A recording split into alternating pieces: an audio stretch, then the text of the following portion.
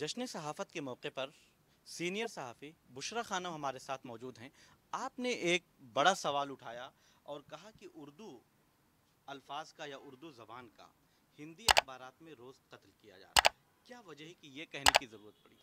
जी देखिए, जब भी हम क्योंकि मैं हिंदी में भी मैंने काम किया है और उर्दू में भी मैंने काम किया है, तो इसलिए बहुत ज़िम्मेदारी से मैं ये बात कह रही हूँ कि जब हम हिंदी चैनल्स को हम ये देखते हैं, या तो वो सिर्फ़ और सिर्फ हिंदी के अल्फाज का इस्तेमाल करें तो उसमें कोई कोई बात नहीं है। लेकिन जब आप उर्दू के अल्फाज का इस्तेमाल करते हैं तो उन उर्दू के अल्फाज का इस्तेमाल आप उसी तरह से करें जैसे उस ज़बान में मौजूद हैं। नुक्ते लगाकर अगर आप कामयाबी कर देंगे, कामयाबी को पाकिस्तान कर देंगे, करोड़ को करोड़ कर देंगे, या फिर इसी तरह के आप अल्फाज का इस्तेमाल करेंगे, या फिर जिस तरह से मैंने एग्जाम्पल्स दिए थे कि खुलासा खुलासा का मतलब होता है समरी, और आप उसको एक पर्दाफाश की जगह आप खुलासे का इस्तेमाल करते हैं, या फिर मुखालफत की जगह खिलाफत का इस्तेमाल करते हैं। खिलाफत एक मूवमेंट था।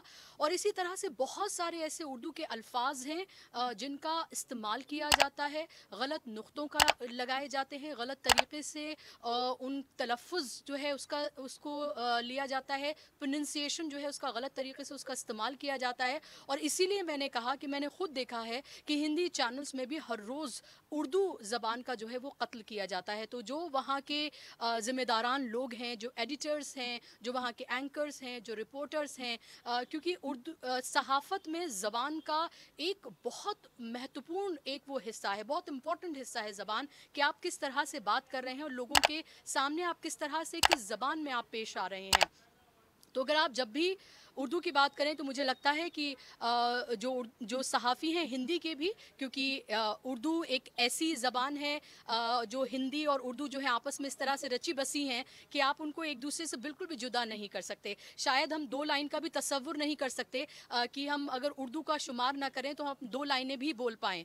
तो इस तरह से हमारी आम बोलचाल की भाषा में ज़बान में जो है वो उर्दू रची बसी है। तो मुझे लगता है कि ट्रेनिंग दे जाने की बहुत सख्त ज़रूरत है।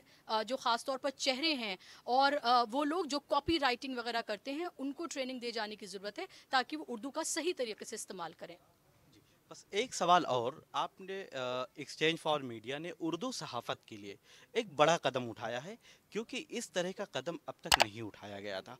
उर्दू सहाफ़त का मुस्तकबिल आप कैसे देख रही हैं? देखिए, मैंने मंच से भी कहा था कि उर्दू सहाफ़त का मुस्तकबिल तभी रोशन हो सकता है जब उसके हाल पर काम किया जाए। हम माज़ी में जाकर सुनहरी यादों में खो जाते हैं और उस सब का ज़िक्र करते हैं। अच्छी बात है, हमें अपनी तारीख़ को याद रखना चाहिए, उर्दू सहाफ़त की सुनहरी तारीख़ को याद रखना चाहिए।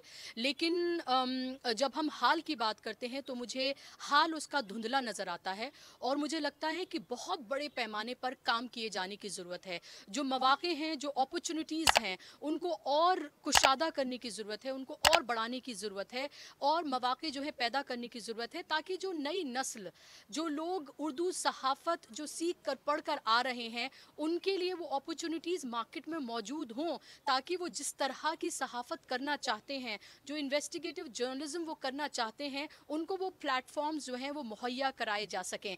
अगर ये मुहैया कराने में हम नाकाम साबित हुए तो मुझे अफ़सोस के साथ ये कहना पड़ेगा कि इसका मुस्तकबिल भी मुझे धुंधला ही नज़र आता है। तो अगर मुस्तकबिल को भी हम रोशन बनाना चाहते हैं तो हमें हाल पर बहुत ज़्यादा काम करने की ज़रूरत है।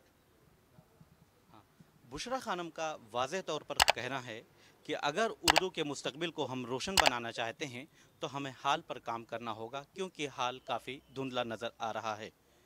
निसार अहमद, भारत एक्सप्रेस, दिल्ली।